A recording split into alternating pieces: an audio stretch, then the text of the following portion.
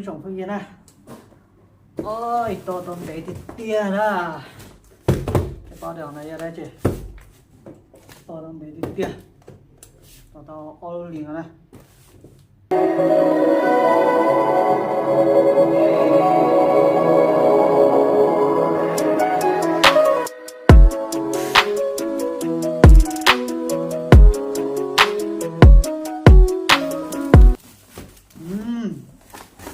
Ok. Đây bỏ đây. Nó Itra, Otra, Beta. Ok. Y phòng nào? O phòng. Paper. Ơi. Mua đây chi tuần nào chưa? Mua này nó này. Ok. Paper, Opo, Paper.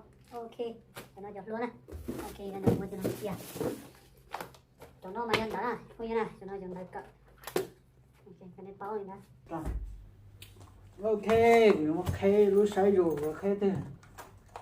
Cho nó cũng khe nào chị. Khe của khe nó nên sáng à, nếu nó như đây chị.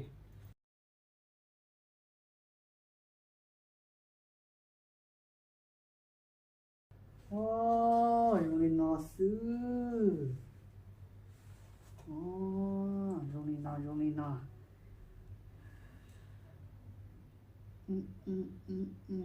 nó sư.